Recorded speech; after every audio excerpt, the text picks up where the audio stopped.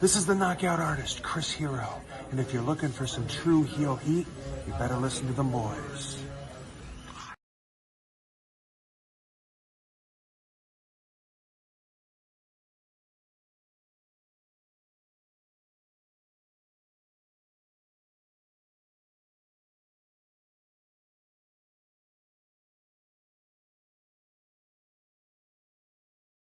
Hey everybody, it's Tony Schiavone of All Elite Wrestling, and this is True Hill Heat, and I said it right, you motherfuckers.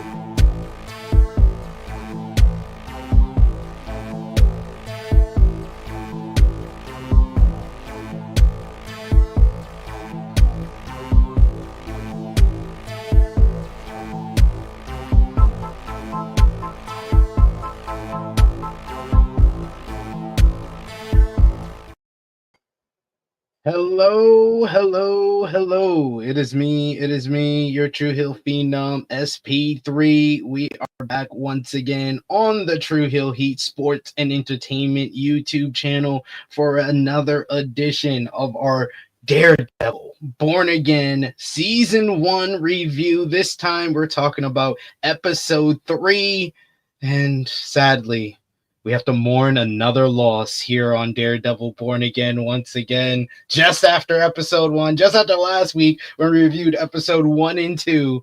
Another person is gone as R.I.P. White Tiger. But to discuss that this week, I am joined by a new special guest, of a familiar face if you are a follower of us over on the True Hills group page over on Facebook, or if you have seen him around the Facebook or Twitter world. He's one of the most positive people that I know, one of the most positive wrestling fans, to the point that he's not a true heel. He's a true face.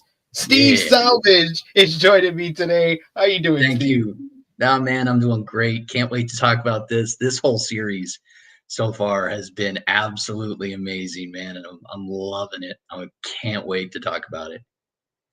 Absolutely. Appreciate you joining me today. I've been liking, we have like a revolving door of guests. So I'm glad to have you today joining us for this Daredevil Born Again Season 1, Episode 3 review. Appreciate y'all if you're joining us live. Appreciate y'all if you're watching us on demand. Either way, you can show your appreciation back the simplest way possible. Drop the thumbs up. You can also share this video with all your Daredevil friends, family, and friends, all everybody across the social media platforms. And of course, if you're joining us live, you could sound off in the live chat. But if you're watching us on demand, comment down below and let us know what you thought about Daredevil Born Again Season 1, Episode 3.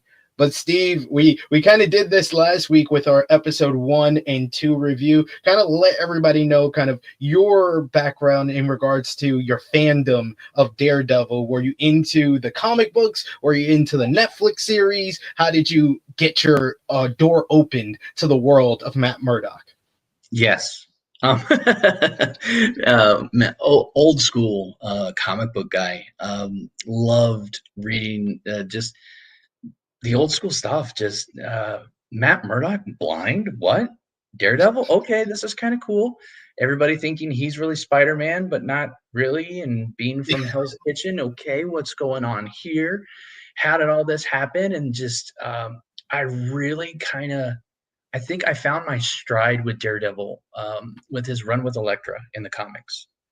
And that whole thing, especially coming up with Bullseye. And I was just like, oh man, that was just crazy. And then I got so excited for the movie. I was like, yes, Daredevil movie, Ben Affleck. Okay, sure, we'll go with it. Jennifer Gardner, thank you, sir. And then, but then it just was like, this ain't it. This ain't it. And then the Netflix show came out, and I was just like, thank you very much. I loved it. I've been a comic book. I'm a comic book nerd. I'm a fan. I'm just one of those guys. It's just, it is what it is, and it's just really cool to see grounded superheroes. I mean, you see the superpowers, you see everything else like that, but they're grounded. These are street level superheroes. That's why Luke Cage. Oh my God, I can't. Please, please, Please, please. please, please. They're dropping hints every once in a while. You see, stuff about Harlem, and you see his bar, and you're like, okay, okay. Can we please get Luke Cage? Mm-hmm. Iron Fist. Mm-hmm. No. Yeah. We don't need, we got enough Iron Fist from the series. Yeah, but man, this is I'm really excited for it, and I think the first two episodes really, not to get too much into what we're about to talk about, but I think we needed those first two episodes to happen and kind of happen the way they did. I mean, I think you and Mr. Macaron were talking about it last night. The shout outs to him. Just what he was the first 10 minutes of Daredevil episode 1, and then the last 5 minutes of Daredevil episode 2. Those are kind of that balance out of the holy crap violence that we're going to get, and it's just like, this is crazy, this is crazy. And you can have that, but that sets us up for how good this episode was. This episode, I think this was the best episode so far. And maybe it is because we didn't get too much of the violence, and it was more about like a Matt Murdock story more than it was. And it played off of course, his history being Daredevil and him taking a different approach with this case. But this felt like probably what they were going for, the original thought before they did the reshoots. I think this episode kind of was it in a nutshell.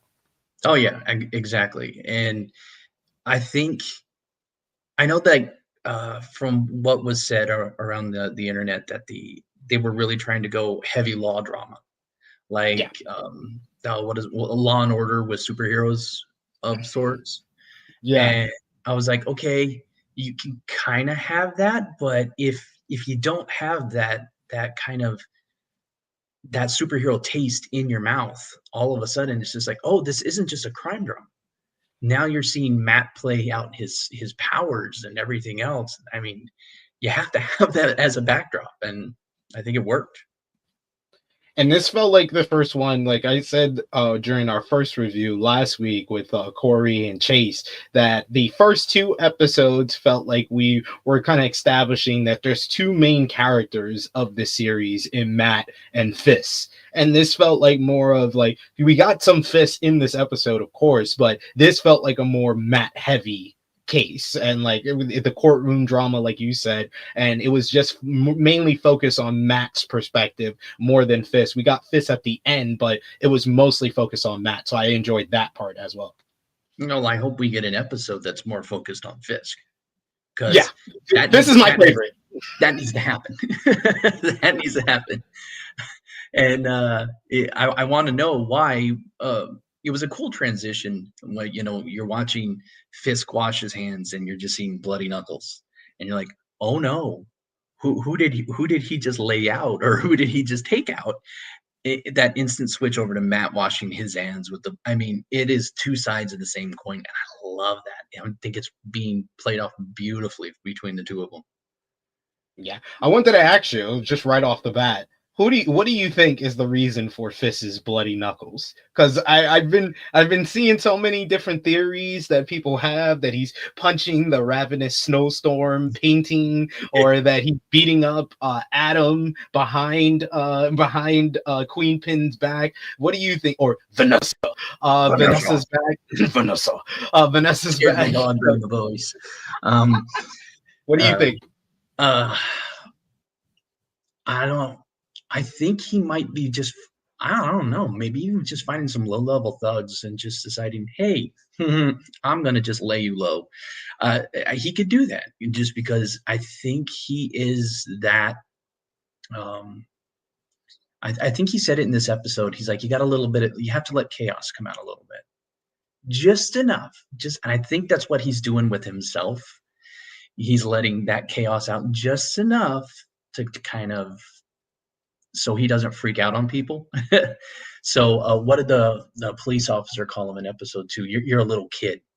You're a little kid, spoiled little brat that's just trying to get everybody to like him again.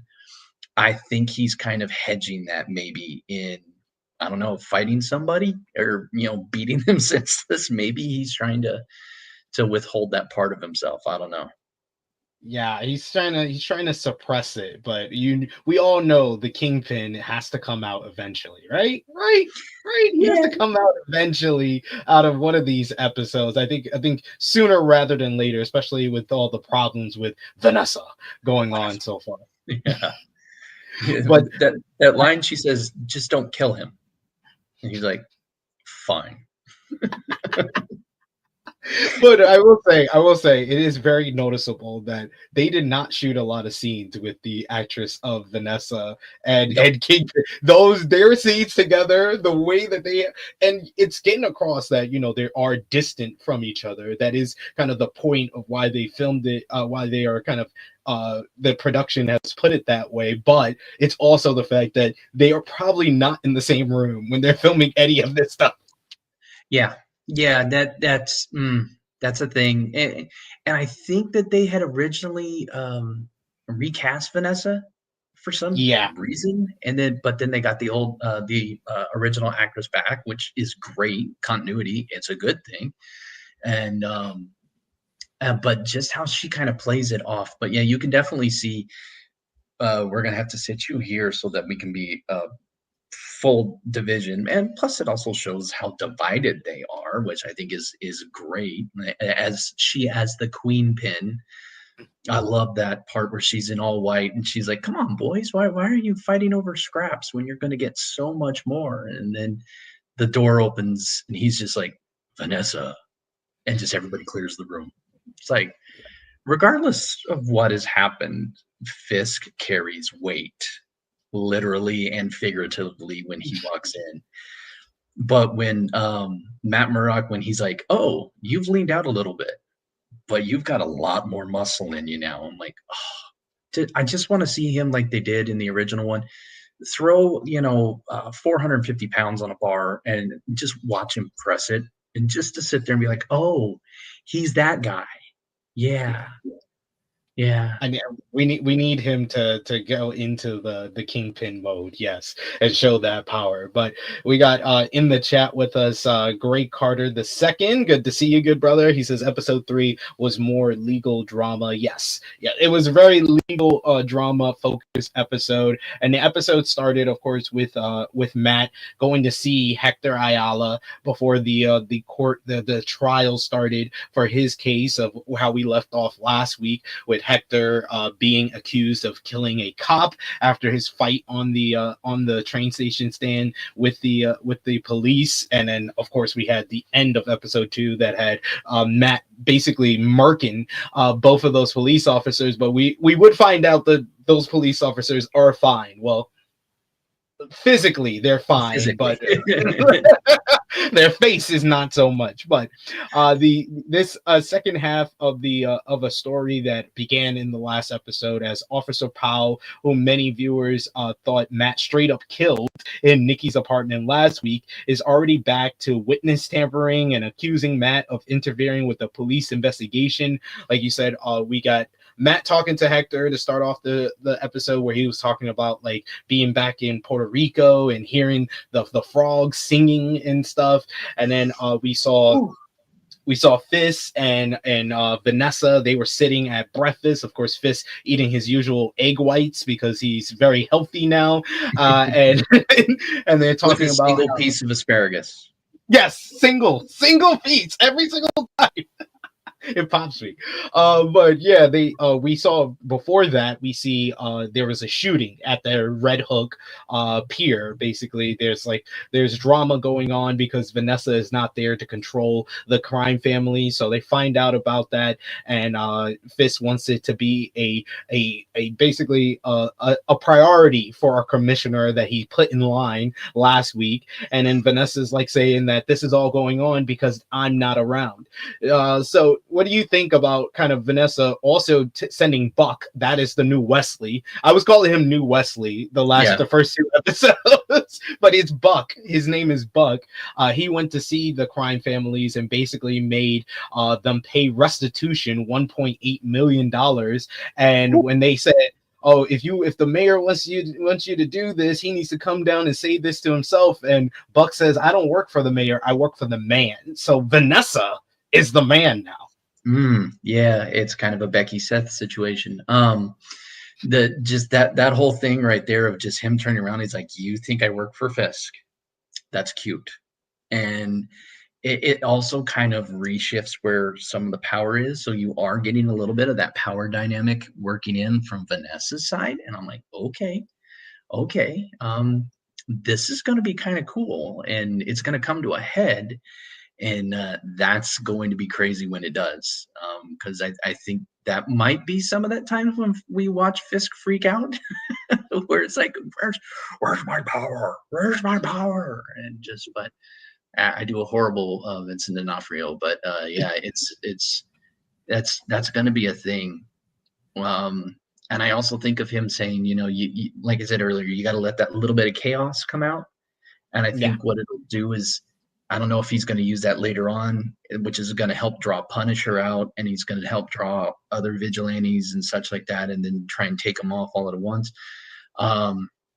The Mayor Fisk arc in the comic books is kind of a lot of what this is based off of, and that's what he does. He goes after all the vigilantes. He goes after all of them and tries to bring them to heel, and basically said, no, you're gone.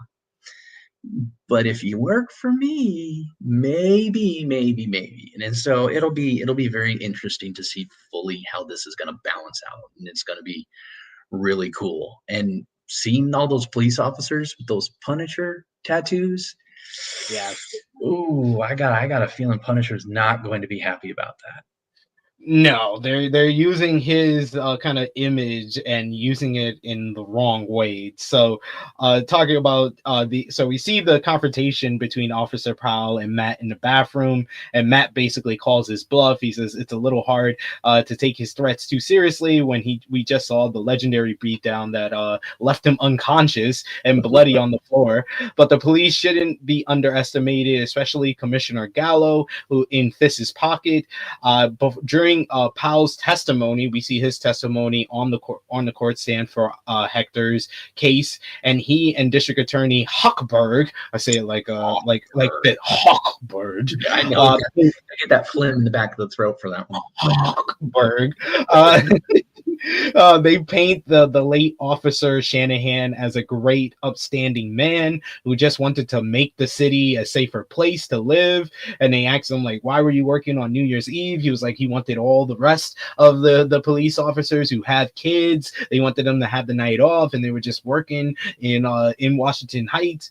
Instrumental to Hector's defense is key witness Nikki Torres, whom Sherry has secured at a safe house with enough drugs to keep him calm for his big moment on the stand.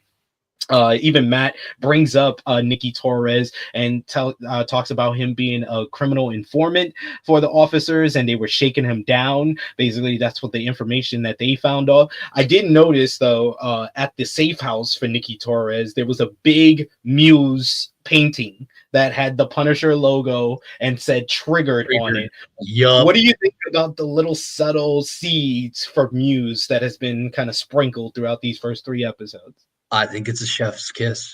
You're giving us enough to say. And there was even I don't know if it was in BB's thing or if it was actually from the news broadcast talking about strange graffiti showing up all over the city. And then we see him painting, Fisk with the masks slipping off of him, and now we see the Punisher with the triggered and all that stuff. And I think down in the bottom of the teeth or something as it's dripping down, I think there was a Statue of Liberty sitting in there. I have to go. No, I'm one of those guys. I go back and I look at things. But yeah, it's like, oh, this is this Muse guy, and I think we met him in, what was it, episode 2, getting the Episode autograph. 2 at Heather's book signing. Yeah, book signing. Yeah, I think that's going to be kind of cool. And I'm gonna Muse is like, if they go full Muse, this is gonna get dark. Because Muse is, if anybody out there who's don't know who Muse is, just inside nerds thing. He paints using the blood and other things of his victims. Those are painted on the walls. He gets like this again. This is comic book. I don't know how much they're going to go into it in the show, but it gets dark in some of the stuff that he does, and oof. But I think Muse versus Murdoch is or Daredevil is going to be kind of a cool back and forth between them. That's going to be cool, and then having Fisk as the backdrop of him being the mayor this is going to be fun. This is going to be fun. Yeah, I said I don't think that Fisk is the actual antagonist this season. I think it is going to probably be Muse and the police basically at this point. But the actor that they got to play Muse, I actually seen him in Wednesday. And in Wednesday, he was like the villain. He basically was kind of portrayed as like one of Wednesday's like friends and her love interest. And then it turns out that he was the villain all along. So I think they got the right actor to kind of play this role here. So on the stand, Powell denies knowledge of any confidential informant, and some overheard murmurs from Matt. He hears the cops on the benches confirm to Matt that they will not allow Nikki to take the stand easily. It takes some crafty maneuvering for Sherry. Sherry basically fakes like he's putting Nikki in the back of a truck to get Nikki to the courtroom in one piece, driving a decoy to throw Powell and the rest of the officers off the scent. But after making it there, by the way, that was a great reveal on that one. I was like, Sherry. I'm liking Sherry so far. What do you think about the addition of Sherry to the team? I think he works perfectly in there. It's like he's not our enforcer. He's kind of our whatever you need to have done, man.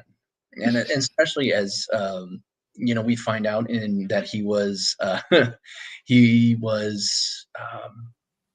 police officer retiring. He knows the tricks. He knows detective. He knows all of those things. It's like, yeah, now I'm on a paycheck. I'm gonna be doing some good. I'm gonna be doing some great stuff here. Here we go. And then that bait and switch. He opened up the back door and was like, "Do you think this is my first time?" And I was just like, "Thank you for not giving us a bumbling sidekick."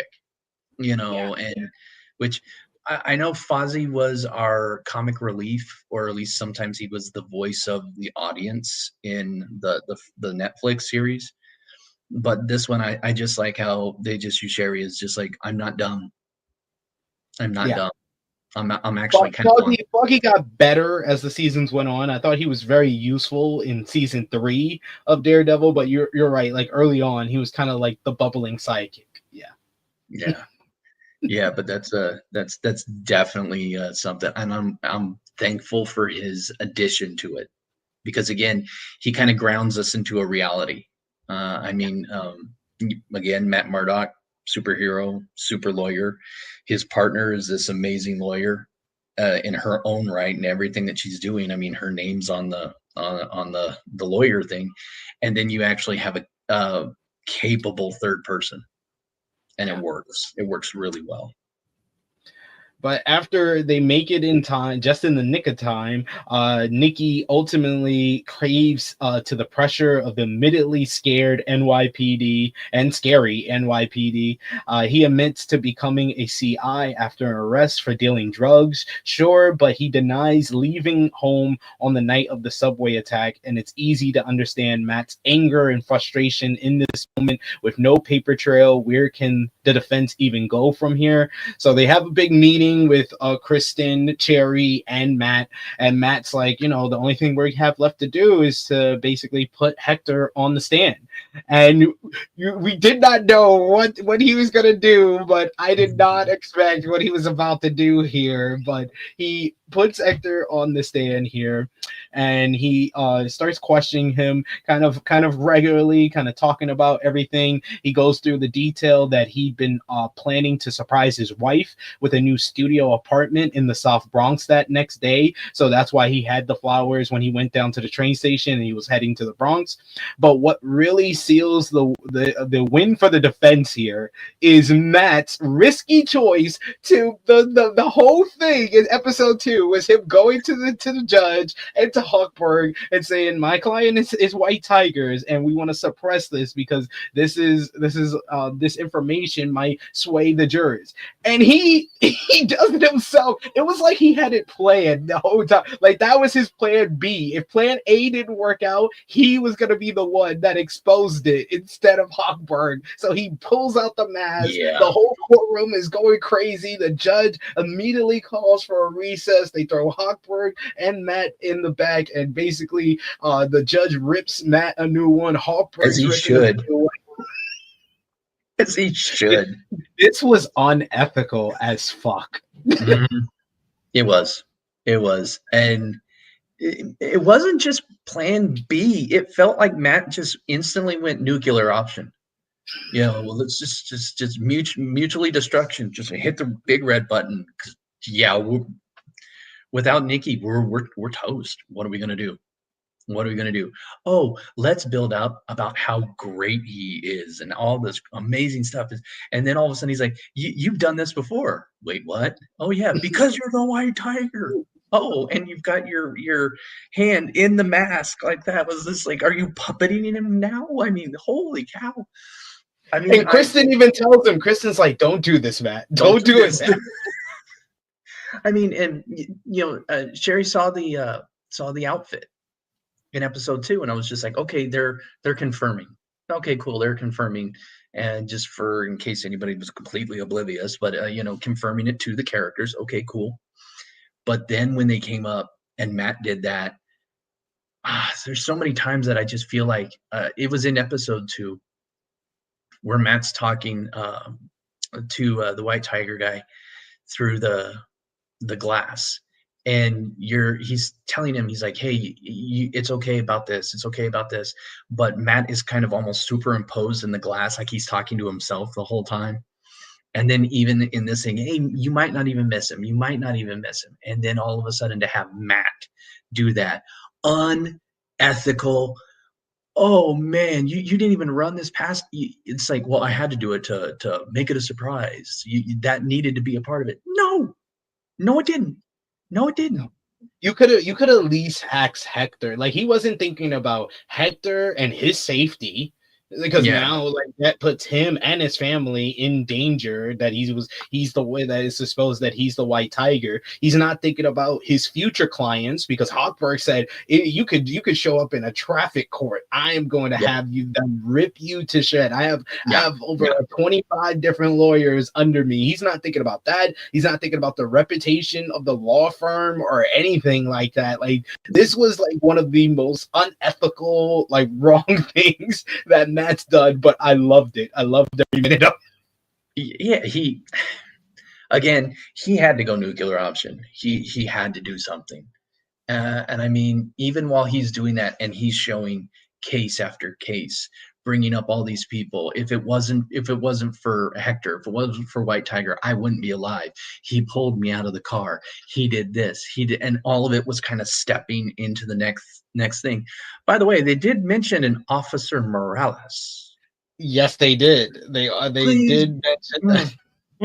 Come on, give me Miles. Give me Miles. Even like a cameo. Oh my goodness. Could you imagine somebody doing a cameo of Miles Morales for this, just in this show? Like you see him in the background holding a little kid holding the officer's hand and walking across. It's like, it's Miles. It's Miles. I would love that. I mean, I've been hearing the rumors about them introducing a Miles Morales. I know that the big thing in Marvel this week was the announcement of Sadie Sink from Stranger Things is going to be in the Spider-Man 4 film, and everybody's kind of speculating what she's going to play. I've heard everything from her playing Jean Grey, her playing a different Mary Jane from the multiverse, because this is going to be after Avengers Doomsday. I totally agree with you there. The best option that I heard is her dyeing her hair and being Gwen Stacy. Yup. Gwen Stacy, and them developing her into Spider Gwen eventually, and bringing in Miles Morales. What do you think about that? The announcement of Sadie Sink in Spider-Man 4, and what do you think she should play? I think she's a fantastic actress. Actress. Sometimes the terminology is weird, but I think she'll do an absolutely phenomenal job. Again, leave Zendaya as the only MJ. Just don't, just don't, just don't. Because like some producer at Sony's like, let's recast her. Come on, let's do it. Let's recast as the original one. Make her a white girl with red hair, and let's do it. No, Zendaya is perfect for her role. Anyway, I'm going to step off that soapbox. I agree. No, I agree. I'm with you. I'm with you 100%. I don't want her to play Jean Grey.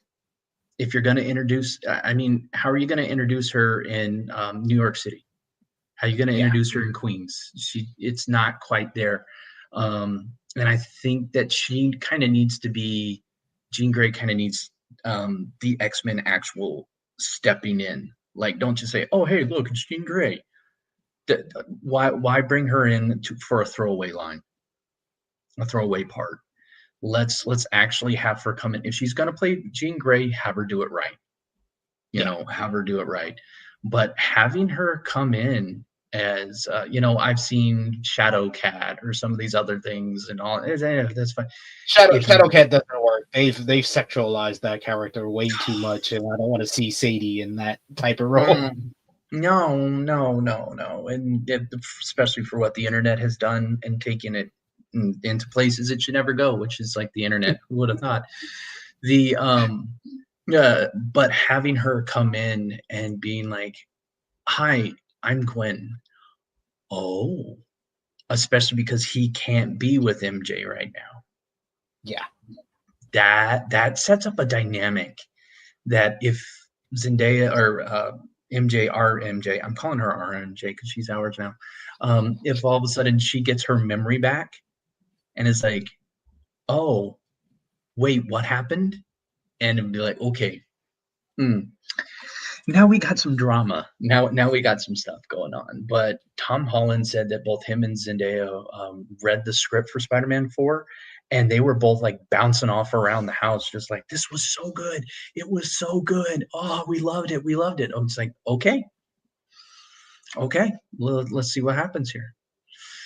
But sorry, I tangent very easily when it comes to no. You broke it down very well, like similar to my thoughts on it. The one thing I've been asking for Spider-Man 4, please make Kingpin the villain. Because Kingpin is a Spider-Man villain. Like, if you had just been following the Netflix Daredevil, you would think that Kingpin is just a Daredevil villain. But no, he is one of the main Spider-Man villains, and you can even see that in Into the Spider-Verse from a couple of years ago. Like, that is where the Kingpin character originated, and then he crossed over into Daredevil. They need to bring that vibe back, especially with him mentioning him in that second episode. Guys flying around in spider suits. And it's going to be a street level Spider-Man. That's why I also agree with you. I don't think Sadie Sink should be Jean Grey, because then you're making this Spider-Man 4 a mutant type of thing. And I think that it needs to be grounded. It needs to be street level. They're going to have somebody from the main MCU kind of get involved, make it Kingpin as the villain, and have Daredevil come on in the Spider-Man 4 as well. Have the Defenders. I would like all the Defenders to show up in some way in Spider-Man 4. I think that would be the cool way, because you can see that with the first 3 Spider-Man films in the MCU, because Sony is involved in it. They want to have somebody from the MCU partner up with Spider-Man. The first one was Robert Downey Jr. as Iron Man. The second one was Nick Fury, Samuel L. Jackson. The third one was Doctor Strange. And now you got to have someone else. It needs to be Matt Murdock, Daredevil. Yeah. I mean, I don't want to put this on her, but Kamala Khan would be maybe somebody small, but she's Jersey City, I think. Yeah. But she at least ties it into the main thing. But I think Matt Murdock needs to be it, just because, like you said, he is street level, and this is where it needs to be. But they're throwing Kamala Khan's dad. He's going to be in this. I think he's somewhere in this series. So it's going to be, okay, you're mentioning him. You might be mentioning Kamala or how something is going on there. But I wouldn't rest it on her. She's a great person to have kind of lead in for the Young Avengers. I think she's going to be the linchpin for that. But Spider-Man's not a Young Avenger. Exactly. He's an Avenger. He's a straight up Avenger. Straight up Avenger. And that's kind of where he needs to stay. That's kind of what he needs to go as. And so you need to bring in somebody big, Strange, Iron Man level coming into this next one. So yeah, bring in somebody big for it. You got to have it. Yeah, I think Tom Holland Spider-Man is like Spider-Man to me is the new big three, because they're kind of moving on from Chris Evans, Captain America, Iron Man, Thor as like the big three for the Avengers. They've moved on from that, and now the new big three needs to be, in my opinion, Spider-Man, Doctor Strange, and Deadpool. That needs to be the new big three for the Avengers. Yeah, I mean, technically, Wade kind of did his thing. And he wrote off into his sunset, I guess, quiet life, which will be cool to see him again in Secret Wars and everything else like that. And maybe even, because he's not 616. So again, that's what happens. I start going through all the different universes. So, but yeah, it'll be kind of cool to see how they're going to fully work that out. I would love to be able to see Wade showing up in some way, shape, or form and being like, oh, so I am doing this now. Yay. I am invited here. Thanks, guys. And then he's like, I got a friend. Let me call up Wolverine. Let me call up Logan. There's a lot of great options that they have right now. He's going to be doing this till he's 90. Nicky Boy saying, you and me both SP3. I want my street level Spider-Man movie where he teams up with Daredevil to take down Kingpin. Yes, we all want this. We want this. We want Spider-Man to team up with the Defenders. We actually need a good thing for the Defenders after the so series that was on Netflix. Yeah. After the hey, we're just digging up a new set of Dragon Bones. Sure. I'll never forgive them. Like episodes 3 and 4 is what the whole series should have been. But like those are the only good episodes of the Defenders. Episode 3, when Luke and Iron Fist start the fight in the Medellin Square building, and then they all meet for the first time, and then the bottle episode in the Iron Dragon restaurant. Those 2 episodes are the best 2 episodes of the whole series. Yeah, that was actually probably, I think I smiled a lot in those 2 episodes. I smiled a lot, just like Iron Fist hitting Luke Cage and Luke Cage going like, you watch his whole face kind of control and shit, and you're like, and he's like, that punch hurt, and he's like, that hurt my hand. But I don't want to go into Iron Fist. I don't want a Batman retread of a super rich white dude coming in and retaking over his company and bringing it back, but I don't care about my company. And it's like, okay, guys, stop. Just stop. That season 1 was so bad. Season 2 was better, but season 1 was so bad. It was bad. It was. I'm sitting there watching it, like trying to when you're trying to will a show into some type of goodness, and this was like, no, sorry. This is bad. We kind of know it's bad, but we have to have him. It's like, no. You could have just done Heroes for Hire. That would have been perfectly fine. Like them fighting together in that episode 3. I was like, yeah, this probably should have been Iron Fist season 1. Was him meeting up with Luke and doing Heroes for Hire in Iron Fist. Yeah, and I love how Luke just kind of put him in his place. He's like, "Hey, yeah, we don't need any more rich white guys coming down here and trying to get their nice little, hey, here's a pat on the back coming down here to Harlem and to the low, the other places in Brooklyn and other stuff like that to make yourself feel better." I'm like, please, sir, Love it. please, sir, Thank take a bow. you, Luke. So going back to Daredevil, we went on a whole big segue of Defenders That's to what Spider-Man. I love it. happened. That's own vigilante double identity plays into his decision to expose the White Tiger, of course, and his conversation with Hector following this dramatic moment is one of the highlights of this episode, when Hector insists that he'll always be the White Tiger and that he could never truly retire that identity even if he hung up the suit. It shows that he's probably got a clearer head about this whole duality than Matt does. Then again, Matt also has a point when he suggests that Hector should be there for his family at this time, and that he might actually enjoy his life more as Hector Ayala. This was more of like Matt talking to himself more Trying than to he was talking convince to himself. Yep. Yeah. Yep. If I say it long enough, maybe I'll start to believe it. But then at the end of that second episode, Matt, dude, just do it. I'm sorry, bro. Let the devil out. Let the devil out. Come on. Oh, and him across the street from his church, listening to mass happening and thinking that I can't go across there, I can't be a part of it, and because of just all this other stuff, is just, those are just great stepping stones. And having him just yell at the end of that episode, and you're like, there he is. That's the guy that you got to let out, man, because yeah, it's just going to grow, and it's going to grow, and it's going to get worse, and I can't wait for it. It's so bad to say, but I can't wait for it. Please. There, like you said, there is a little bit of a kind of corniness with the series of grateful court testimonies that follow. A scene that feels a little bit more like superheroes, yay, than the old Daredevil usually got.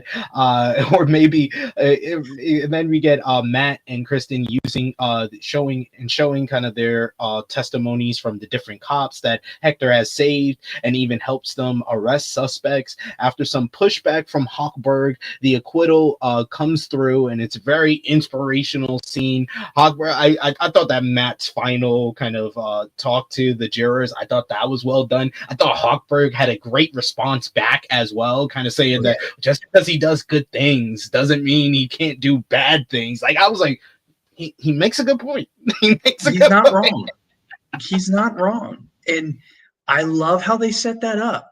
Like, because Matt's supposed to be the hero. He's supposed to have the save the day. And yeah, he did. But you're like, man, Hawk's not wrong, man. Look outside the window. When there's a lot of times where good people are doing really, really bad things. So, but yeah, that's that was a big deal for me, is seeing that both are right. Yeah. Both are right. That was like the best part for me about this. Like, that's what made this one of my probably my favorite episode out of the three, because I was like, they're making such good points. I love Matt, you being unethical, but having kind of the backup with all the testimonies and all the court filings, from Officer Morales and all the people that White Tiger has helped, and then Hawkberg kind of pushing back on that. But I think the key to this, kind of the end of the episode, when we found out that he's been viewed as not guilty by the jury, he's been acquitted of all the charges. You see the happiness on his face, the happiness on his wife's face, and of course the end of the episode has a somber feeling, because then we see, as the news is covering his acquittal, we see Fisk is back in his office, and he's privately, also publicly, furious with this verdict. So he must stick to the anti-vigilante promise on which he ran for mayor. So when a newly released Hector takes the streets once again as White Tiger, you see him kind of putting on the costume, and at the same time you're seeing Fisk. He's talking to BB. He asked his guy to call BB, so BB comes in and interviews him, and she's recording this time. She's allowed to record, but he says that this is a travesty. this is a travesty. And she's like, he got acquitted of all the charges. And he was like, jurors can be wrong. And I was like, once again, he does have a point. Because he even says juries can get it wrong. I should know. Sir. Thank you. Everything you've been accused of, you have done. But the thing is, he's not shying away from it. He's not trying to hide it. Fisk just told me, he was like, yeah, I was put in jail for this and for this and for this, and sometimes juries get it wrong. There's kind of on the nose about some politician there. Can we say every politician? That's just me. Sorry. It's just I'm gonna keep my mouth shut because we're talking Daredevil, we're talking comic books. I'm gonna keep it there. But yeah, but that whole thing, and just as he's talking, you're just seeing Hector put on the gloves and put on the suit and put on the medallion and put the mask on, and you're like, man, they're kind of ending you. You're like, okay, I'm feeling this. Something's going on. Something. Oh, yes, I know you said you saw me and Jimmy watching it. The whole time, me and Jimmy are like, oh no, something's bad about to happen. So, oh no. And then the first time you watch it, you don't see it. The second time you watch it, you see the shadow move. You're like, there it is. And then it was boom and done. Yep. And then all you hear are the tree frogs. That was like, okay. I was like, oh god, no! Why do you have to do it? Why really Hector like that? We barely got to know you. So, like you said, someone with a Punisher skull on their T-shirt comes out of nowhere to shoot Hector in the head. Over the credits, we hear the sound of the coquille frogs whistling over the wash of waves, perhaps suggesting what Hector heard as he died, memories of the home he never got to see again. And Matt assured him that he'd be back on those beaches one day, and maybe in the afterlife he is. Maybe he's there. But that was in a show that's given us gut punches. Like Foggy was one, but this one felt like when Foggy got shot, it was like you heard it, and it was the spray pattern on Karen's face. That kind of like, oh, okay. And then you had the long drawn out, what was it, almost 10-minute fight.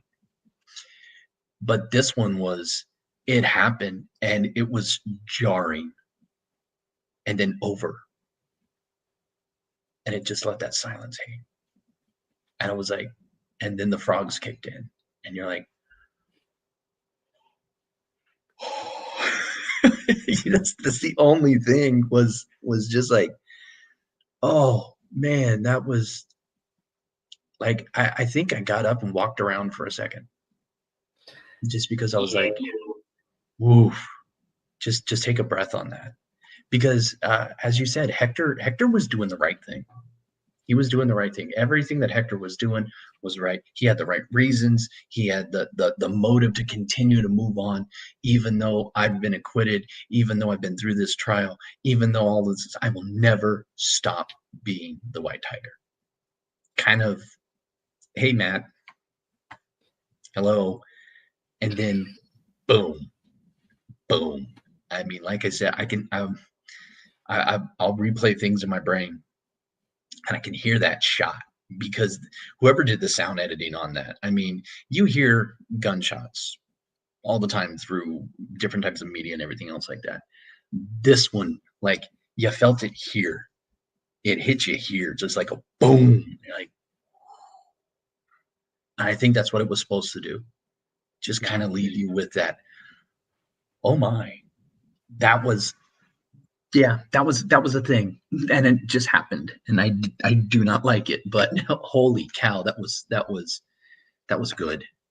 That was good. It always, I would say, like the two deaths that we've had so far with Foggy and then Hector, these are just raising the stakes for this whole series and kind of connecting this mini arc to the larger kind of Fist story that has otherwise kind of stayed separate from Matt's recent work. But like they're growing, it's becoming more and more kind of intertwined. What Fist is doing, like you said, the arc of him kind of targeting the vigilantes, and then we got to ask the question, are we going to see the return of Punisher now this coming week?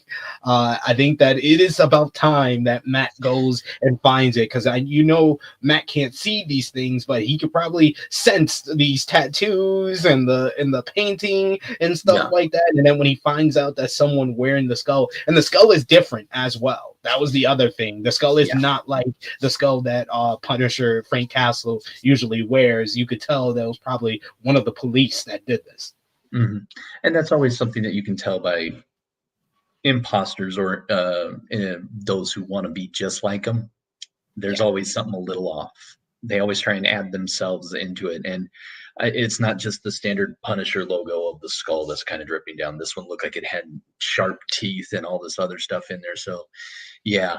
But I mean, you saw it if you watched any of the previews or stuff for it. There's at one point in time Matt Murdock says, Frank, put the axe down, please. So we know something's coming, but is that this week? It needs to be this week. I would say episode 4, it needs to be this week, because you've planted seeds. The only way I can see it not being this week is you are definitely having to set up something. Maybe this is the Fisk one where he's playing off of what happened to Hector. See, look what happened. This is why the vigilantes can't do that. Okay, cool. We're taking an episode to kind of breathe, and then Frank comes back. But for me, I would bring Frank. He needs to be here sooner rather than later. You don't want to string along your audience, because then even though the majority of the people who watch this are nerds. This guy right here. This guy right here, yeah, as well. But that is, you have to kind of, the fan service needs to be there. Frank needs to be seen in some way, shape, or form. He needs to be seen, and I think that this would be a good play out for it. I mean, you've already laid out the table. You've got the silverware, the turkey's in the oven. Let's go, bring them out. Let's eat. Let's eat, which is very ironic, because that was one of the key episodes that the actor John Berthel was in on The Bear, which is what was it, Forks? Yeah, no, it was Fishes, the 7 Fishes episode on The Bear. Yeah, he was great on there as well. But yes, R.I.P. to Kamar de la Reyes, who passed away in 2023. I wanted a little bit more of the Hector Ayala character and White Tiger. I thought they could have explored a little bit more, but I mean, I can't lie, it was impactful losing him here. Did you want a few more episodes with the Hector Ayala White Tiger character? I think I would have loved to have seen a little bit more. I know in some of the reshoots, obviously he couldn't be there. He was battling stage 4 cancer, and R.I.P. to him. And I would have loved to have seen a little bit more, like even some more of the fight scenes, which we kind of got a little bit of it from like a 7-Eleven cam or something like that. But we didn't actually get to see what it was, who White Tiger was when he had the amulet on, and in full get up and everything. We didn't get to see that, and that kind of bummed me out. I would love to see something else kind of come in, maybe this episode, them saying, yeah, he was murdered, but he was also this guy, and we get to see a little bit of action, but we'll never get a full fight scene. That's the problem. But yeah, like I said, I would have loved to have seen more of that. So my other question to you, do you think that we're going to follow along with the comic book arc, which I know that the White Tiger is passed on, kind of like a torch, is kind of the mantle of the White Tiger is passed on, I believe, to his sister and to his niece in the comic. So do you think, since they introduced the niece in the episode, she was in the courtroom next to his wife, do you think that we're going to see the mantle be passed on to one of his family members?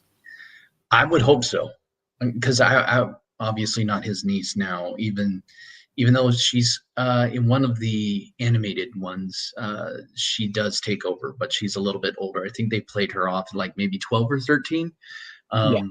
in the show, so that's a little young. But I think handing it off to the sister, I think that would be kind of a cool thing of being like, hey, I'm picking this up because of what happened to my brother. Here I come. I mean, and I guess also in the comic books, it's not just one medallion or one amulet. There's three, and if you all ever combine them together, it becomes like something even greater. And it's like there's a lot of lore, which I love. There's always going to be the people that are like, well, I want this, I want this, I want this. It's a 45-minute show. We don't have time to go into the 30 plus years of lore that we have for Daredevil. And so, okay, let's do what we can. And I think having the sister pick it up, it'd be kind of cool seeing her like hold the mask or hold a version of the mask or something like that with the amulet. And I think that would kind of be okay, well, we know we're not done, and it's a character we can return to. Yeah. I'm hoping we go in that direction to kind of tie a bow on this episode, the rest of the Fisk and Vanessa thing. So like we said before, they're disagreeing on about how to handle the various criminal factions they're allowing to run loose in Red Hook. Vanessa has her own ideas, like laundering money through expensive painting sales, but Fisk is insistent on prioritizing his own ambitions, goals, and staying clean, or at least his version of staying clean, because he's still Wilson Fisk. To him, it's not worth getting involved with the petty squabbles of Luca and Victor, and he says they'll kill each other, and Fisk will be better off for it. But Vanessa orders Buck to deliver the message of what Luca owes to Victor, which only exacerbates the tension between her and her husband. He even suggests that he's not trusting her, though she insists that what he's really doing is punishing her for sleeping with someone else.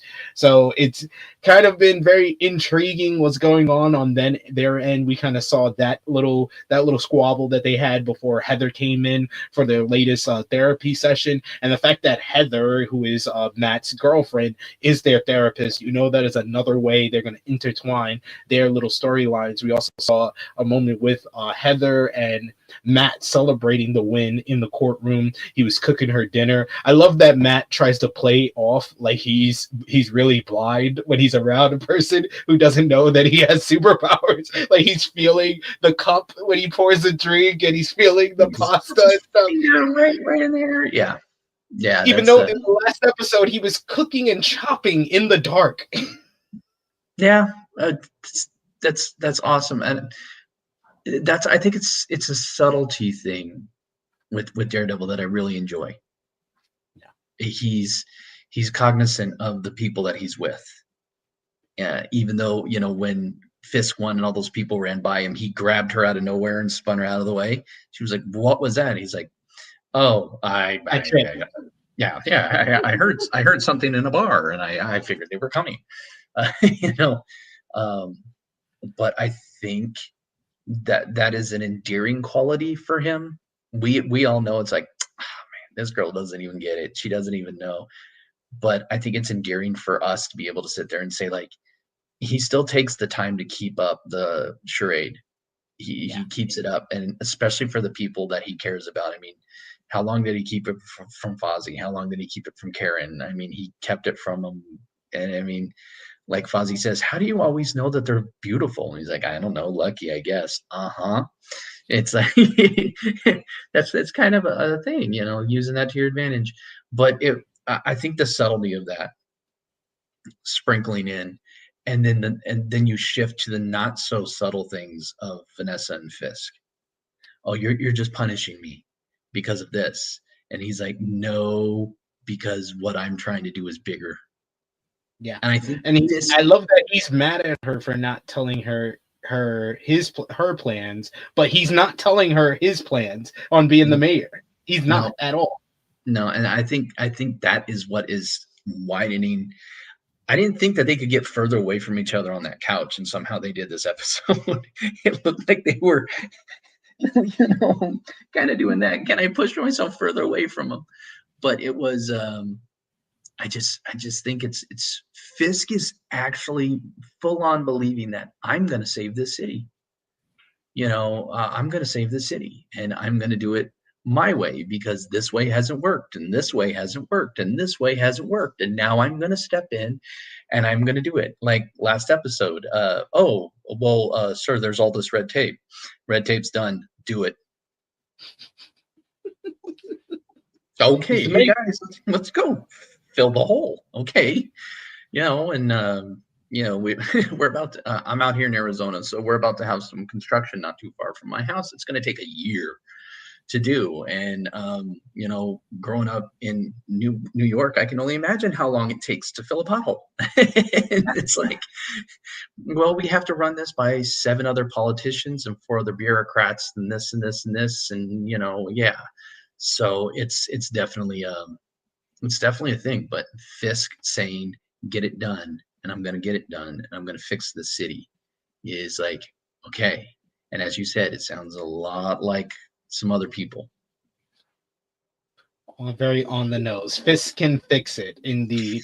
And yeah, they Matt and Heather did a toast to Foggy Nelson after Matt was reminiscing about his old best friend, and he pulled out the bottle of Melvin's that we saw in the first episode. So that was a nice little callback to that. So yeah, that was all from episode 3 of Daredevil Born Again. I'm loving this series. This series is off to a great start with these first 3 episodes, but we want to hear from you guys in the chat or in the comment section. Let us know, who was your MVP for this episode? Who was your LVP for this episode? Did you give this episode a thumbs up, thumbs down, thumbs in the middle, and out of 10, what did you give the show?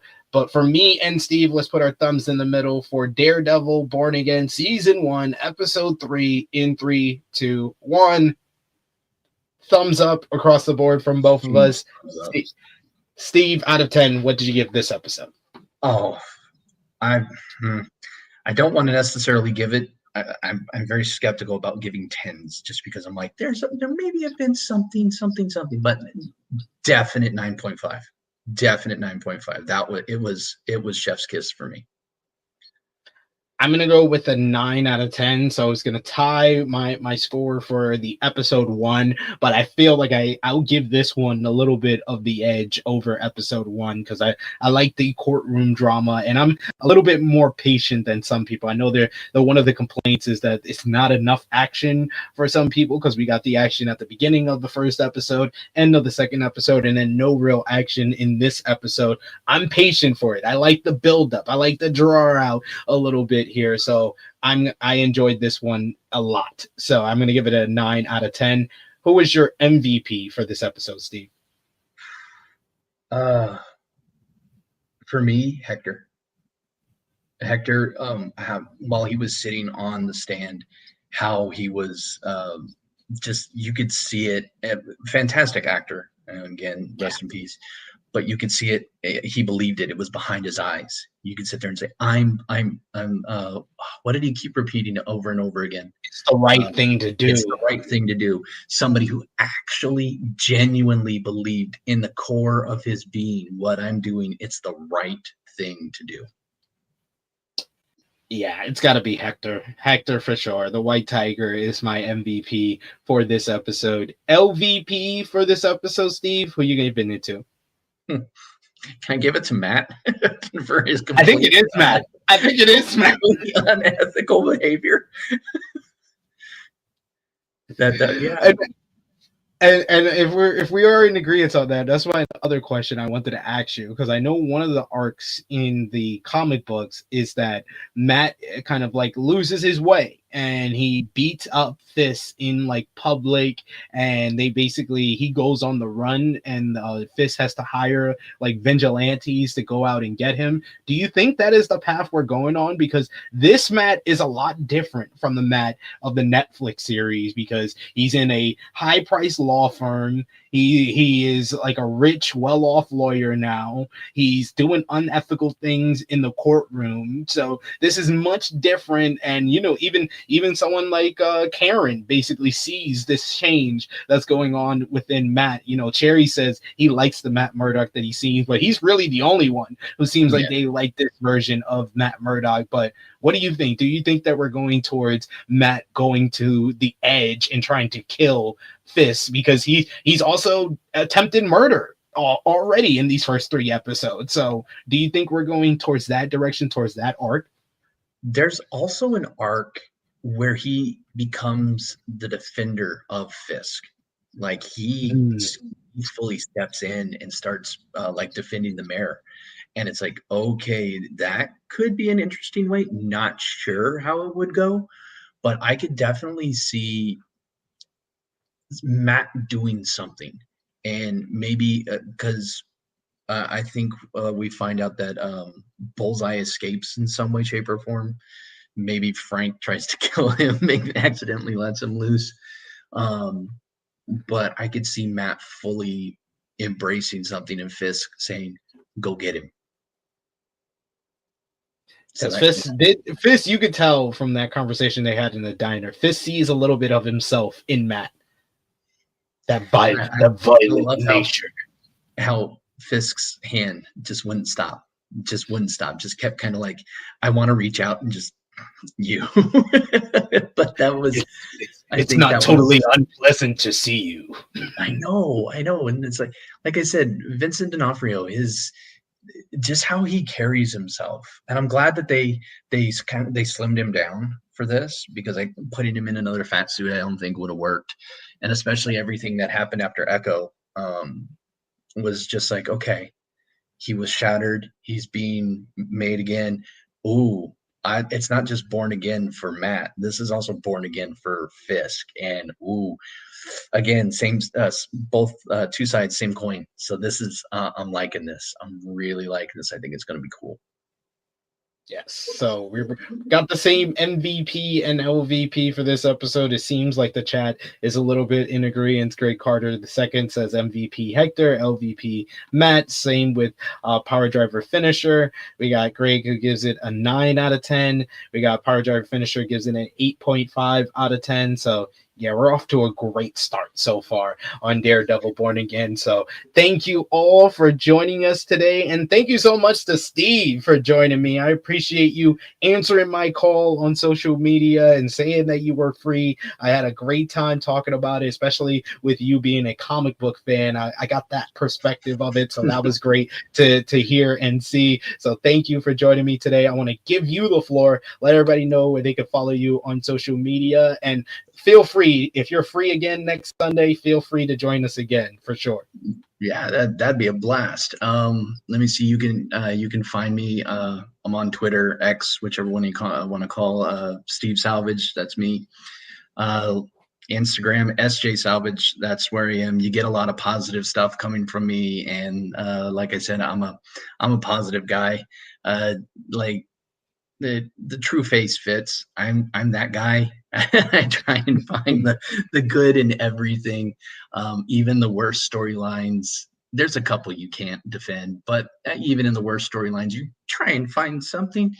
But I try and do my best to just be a positive guy and try and leave everybody in a better mood, or at least in a better outlook on life after interacting with them. So that's just who I am.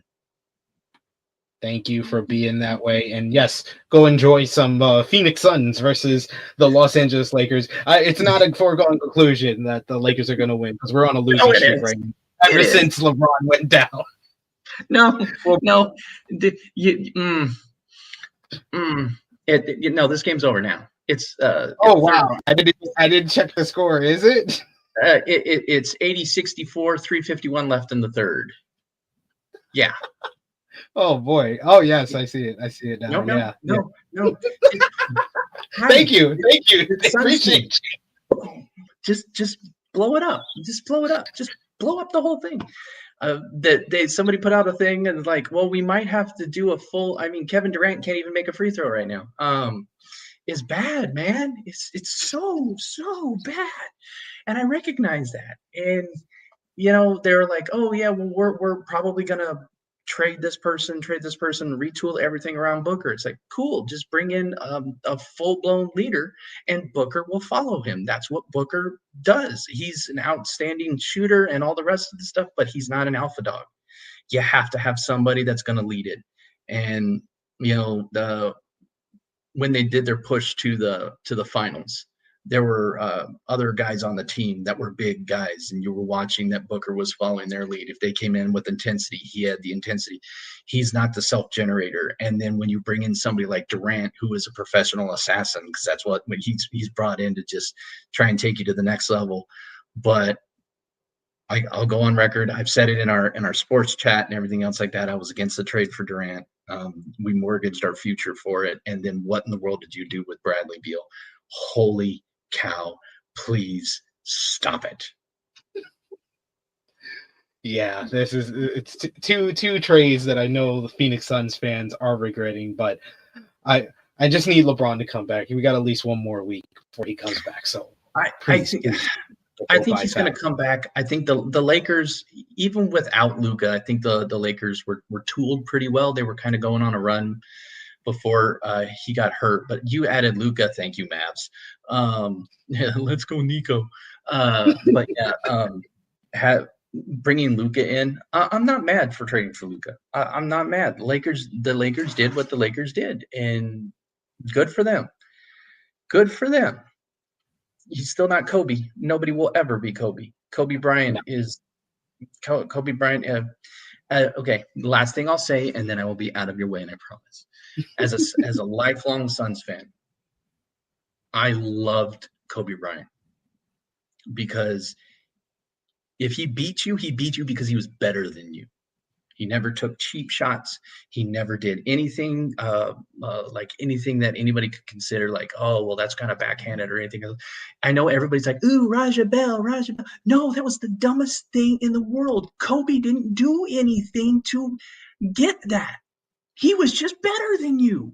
And that's okay if someone's better than you. You don't clothesline them because they're better than you. I'm going to go on a tangent again.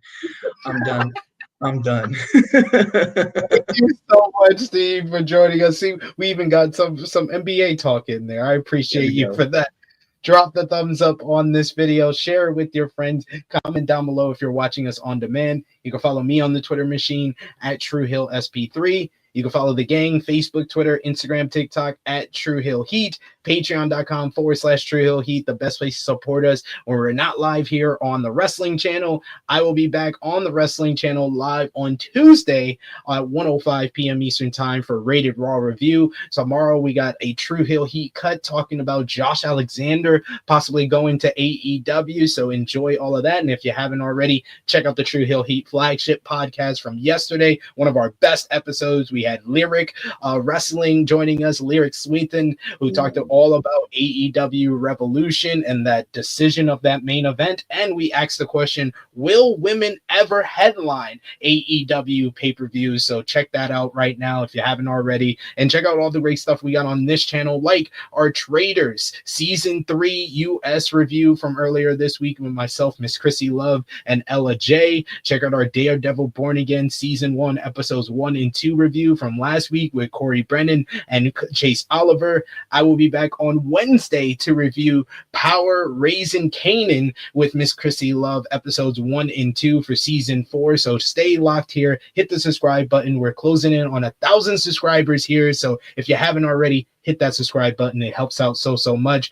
But for Steve Salvidge, it is me, your True Hill Phenom SP3. This has been our Daredevil Born Again Season 1, Episode 3 review. We are signing off until next time.